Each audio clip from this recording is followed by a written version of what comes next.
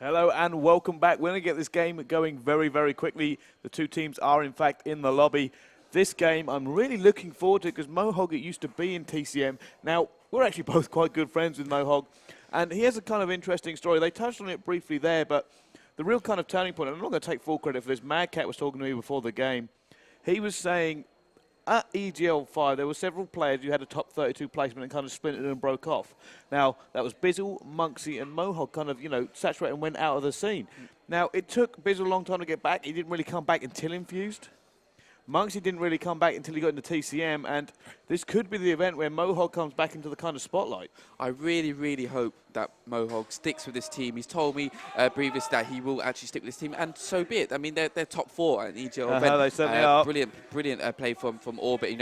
I'm actually going to go for Orbit on this one. I think they're the underdog, but they've got nothing to prove. I mean, they're playing so well. Just look at Steve. He's enjoying himself. This entire Orbit team has really surprised me in this event. I saw them earlier on, and they, apart from a bit of volume aside, impressed me every single step of the way. They have some great players. I've seen Jord go off. I've seen Watson go off. But JT's been fairly solid throughout as well. Let's see how these two teams break in now onto this hard point. On board with TCM Moose. Yeah, TCM got the better spawn out of the two, holding this side of the map. Now, it's really important that they do indeed hold this side. Don't push up too far because you will lose the spawns. And stating the obvious, but honestly, TCM need to hold that side of the spawn so they can set up for the second hill. Certainly is, and I think TCM really need to get a grasp on this first of all if they have any hope of taking this map. We know TCM, although they're not one of the loudest teams, they are certainly a hype team, and it affects them the other way very strongly. Yeah, TCM have always been known to sort of steer clear of the smack talk. Flux has been a player that's been around for a good long time now, and he's always steer clear from that smack talk. He's been quiet. He's been the silent, deadly assassin. It certainly has. And on board with Watson, who's currently on a 4 streak. They are currently giving it to TCM at the moment. Having a quick look at the scoreboards, you can see very few kills made on the TCM side. They are, in fact, being outslayed. They do not have the rotation, and they're going to have a huge fight. However, someone just spawned out from Orbit, and that is not going to play well for them. No, I think it's Jord here. He's got to play. He's going to push through blue, and it's really good play from Orbit, actually. Good awareness. They know TCM is going to push down that side of the map, and they know Jord is going to push through blue. So holding that side, getting that bottleneck for TCM to push down that left-hand side. Really smart play from Orbit, but TCM done really well to overturn it. Certainly have. And now this is interesting because Flux is using a G-Com and TCM have now taken control. And Marky B is going huge. He's got a 5 streak. Another kill there from Flux as well. Interesting choice of gun. I really like the G-Com. It's one of those guns that it's almost similar to the Scorpion. You don't even have to aim. You don't even have to aim. Just close your eyes and just hold that trigger, and you're there. Marky B pulling off some serious kills, has his streaks as well, very close to that War Machine. If he can get that, it's going to be a big game changer. Little late on the rotation, but it doesn't matter as he's about to drop the rain from the sky. Incoming lightning strike. Can he do this? They need to make a good few kills here to bring it in. He doesn't actually pick up anyone by the look of it. Marky B should have played a little bit conservative there. He was really close to his final kill streak. Should have let his teammates push up and let him hold that mid map and let him be the last guy to clean up and get that kill streaks. It's so important to get kill streaks at this point of the map because you've got the rotating to this left side, this cafe, but you've got to think about that hard point is going to be moving into the middle in around 2 minutes time, and if you've got kill streaks that early on, you're looking to get at least a 100-point lead. They certainly are. Now they're going to bring this in. They're going to use this to try and crack, and they need the kills. They managed to get it. They should be able to get the anchor, but TCM have to make the kills to get this right. Kylie's in a good position, but he has to hold. He's going to get shot from the side, and he does go down as Orbit deflect the pressure once again. TCM are trying to flood bodies in, but they're not able to do it. It's Orbit Watson on a 3 streak. He has streaks as well, and it looks like Orbit at the moment are holding them out.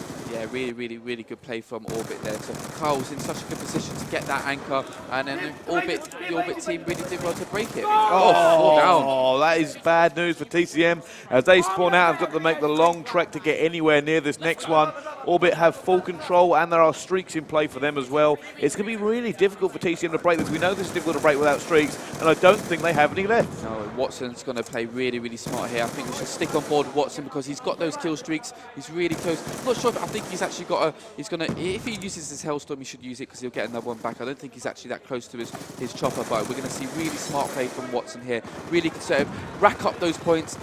Literally milk that hill and get those kill streaks. Oh, he was actually looking for a gun there and almost got a kill, but doesn't matter as Watson gets another kill. And at the moment, Orbit look almost untenable, and you just can't get them out of this hill. Watson eventually dropping. TCM look like they're starting to make inroads there. There is someone at the back who is now desperately trying to switch on board with Marky B. And there we go. Marky B makes the kills he has to make. TCM going to get some more time on the board because for a moment there, it looked like Orbit could actually get the full 60. Yeah, really good, strong reply from Marky B there. You know, Watson did really well to hold off that hill as long as he could. And you know, TCM really good at overturning. You know, they're really good at coming from a comeback position. Watson, I see it in the bottom left-hand corner. He's going insane. I can hear him from the main stage. Certainly is, and we're going to jump on board with him. He's actually got Flux's cheek on, and he's just holding down blue for his team at the moment. TCM really need to crack this quite fast because they have to be aware that there are a few score streaks in play, and that will make the difference later on in the rotations. And they're still going for the... I'm going to have a quick look at the scoreboard here, Riddles. Let's see how he is. Watson 18-6. Now that is some slaying. I wouldn't be surprised if he keeps on playing like this, he gets a little bit further. He's looking at an MVP performance in my eyes. Oh, big kill. He's killing for fun in my eyes. He certainly is. And now still on board with the man here. He's on the 3 streak after that one. Can he get this kill as well? Wallbang takes him down. And at the moment, TCM cannot get a foothold in this other side of the map. No, really good play here. Watson and Orbit have got a really strong position now. They've set up for the second hill. They've got a lot of time on the board. And they've got kill streaks. They can hold this off. They can just bottleneck TCM, push them down that right-hand side and pick them off and gain their kill streaks for the next hill. Certainly can now. Let's have a little look. Still on board with Watson. He's still alive. He might be able to get another few kill streaks. Can he hold this one as well? He is. The guy is playing out of his skin. TCM are struggling to slay him. Here they come now. They have a good chance of going in. On board with Moose. He makes that kill, but he's got to stay alive. His teammates are desperately flooding in. Flux coming down as well using the cheek. Doesn't manage to get in either. Orbit absorbing every single iota of pressure. They are coming off a really, really strong high here from their previous game. You know, they're in the top 4 on main stage. They're going for it, and I can hear the screams. I can hear the momentum. Always ride that momentum. One person on your team, Watson, he's leading by example. His players are going to follow him and just follow suit. It wouldn't surprise me if this, you know, becomes a whitewash. Yeah, it wouldn't surprise me either. Flux actually still on board with him, picking up a kill. Now, they do have the late rotation, but they did manage to get... They had to take that one, simply because they couldn't afford to give away 30 points to them, because that would have been 200 to something, you know, like 80, I think it was at the time. But they managed to get it, but they do have a late rotation. I don't think any score streaks are actually in play. And now TCM have a hard thing, but that is it. The spawn out. They've managed to get the spawn. I mean, going back to your earlier point about that rotation, because Orbit are so far ahead, they can actually allow to rotate a lot earlier than TCM can. TCM need to get every point on the board now because it's coming up to 3 minutes and a half, and Orbit are coming to the 200-point mark. So it wouldn't surprise me seeing Orbit rotating a little bit sooner, just catching TCM, because then, you know, they're getting the kill streaks, and that final hill is where we're going to see it in the middle, I believe, and Orbit have the kill streaks to back themselves up. I completely agree. Now we're still actually on board with Flux. I'm going to jump on board with Kyle. He's playing well as well. He has his full streaks now as Kyle is going to bring the hurt down, and this could be the turning point here. TCM need to get some serious points on the board. They need this one. Kyle actually shooting. So, oh, what a kill by Kyle. He's on a 6 streak. Eventually goes down. I didn't see what that was 2 actually, but wow, this could be good. He has to get these streaks right. This is going to be really important for Kyle now. He's got to use these streaks tactically now. He's got a 2-piece there, really good. 4 down for TCM, pushing to that hill. No, there's 2 seconds left. Let's hope they get the full 60 on these. So down there is somebody actually in that hill getting the kill. No, TCM have been pushed out, and it's going to be a little bit unlucky. They have to get in there and get these points. They know that they need them. On board with Flux, he's going to come up close with this cheek on. Like I said, it's unusual for players to equip this gun, and he has done a few. But that worked. He's taken a gamble with this gun, but you know, I use that term. He uses it in free-for-all all the time. I use this term lightly as well because it is a cannon. You know, it's a good choice of weapon to use on this particular map because it's so close quarters, it's so rushed, and you can just hold down that trigger, you know, one people. Oh! Flux showing why he's a god with a G-Com. And like I said, he does use this in free-for-all all the time. You don't see him pull him out that often in games. But there we go. TCM now could be on a comeback as they try to hold it down. But they are swarming by bodies at the moment. Moose is the only one in this hill. Has to hold it. Doesn't. And now TCM need to set up for this rotation perfectly. Someone needs to get into blue now to hold that spawn because there are some kill streaks on the board on both teams. And it's going to be interesting to see. It's going to be a back and forth swapping of this hill. I can see it. Yeah, me too. And there we go. Carl still in the middle there. And they have got the first few points on this one. It is still very, very close. Both teams desperately, but TCM are not in a great position. They know they need pretty much every point to try and bring this back. Yes, Carl. Oh, George, that's a big grenade from him. And now he's actually going to, Carl has to bring in his Hellstorm. Probably didn't want to use it that early, but he has got 2. TCM still need the points here. They cannot afford to early rotate. No, they can't. They need every single point. Every single point matters. Carl's really interested in play here. He's holding that blue side. He's watching both mid and left. It's a really good play. He's got one more kill streak left. He's going to support his team. Oh, good play by Jordan there to break the blue spawn. Now you're going to see Orbit push through that right side and just hold off the flag. Certainly are. Orbit, however, have got a really good spawn. They're going to be in that hill very, very quickly. And unfortunately, that does mean TCM aren't going to be able to do it. And I think it's pretty much just become untenable any second now. They need every point. I don't even think they can wait for this rotation, if I'm honest. No, to be honest, I think it's going to be all she wrote. You know, TCM, I've realised we are done. Yeah, that's game over. Really strong play, though, from Orbit. Coming straight off the bat, no holes barred, going straight in, and then showing why they are actually deservedly top 4. They certainly are. Mohawk not actually having a great game, as we talked about him before, but he has got a lot of objective work there. 8 captures, 7 defends. Certainly moving forward using it. TCM not able to do it. They had a bit of a comeback going on, and they probably could have done it if they had a bit more time.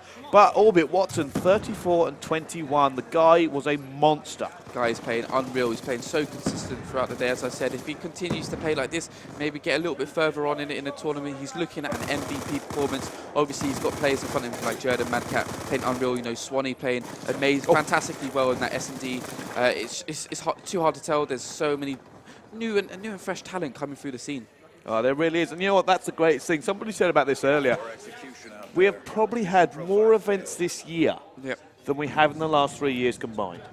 Yes. It's just been, there is so many players. And the best thing is, that means that at the top, it's so tight, especially towards the end of the year, where everybody knows the plays. There is nobody going to really make their mistakes. So, you know what? You play well on the day, you could very well end up walking away with the championship. Yeah, absolutely, completely agree. And I was having a word with someone earlier on about all these new players coming in. You know, Black Ops 2, there's going to be, you've got Ghosts next time. It's unimaginable, the players that the fresh young talent are going to come through in that scene. You know, Rumsey and Dope Goat will be turning in their Call of Duty graves. Well, they most certainly will, and this is the interesting thing, because the top has been the top for so long. And you see players come through. I mean, Zanity come through at the start of this year. Madcat, when he first started EGL11, then he was one of the new players to come through. And now they're considered the veterans of the team. And we're seeing new talent rise to the top. But it is quite a slow turnover. Yeah, I mean, you're seeing new talent like you've got Watson from Orbit. You know, you've got Ants from an earlier game for I can't remember now who it was. But you've got such good players. And that's the crucial thing. You remember the name. Yeah, remember the name. That's the thing. You remember the name, and that's the most crucial thing here. This is why people come to events, to make a name for themselves, because online doesn't really matter. I mean, people say, oh, it's this and this and this, but until you come to LAN, you don't get the respect you think you deserve, because people don't know whether or not it's connection or whatever's going on. Or personally, I'm going to throw this out there. Connection for me is a myth. It's used to be on Call of Duty 4, Modern Warfare 2, connection players this, connection players that. It's no longer down to it. LAN is all about comfort zones.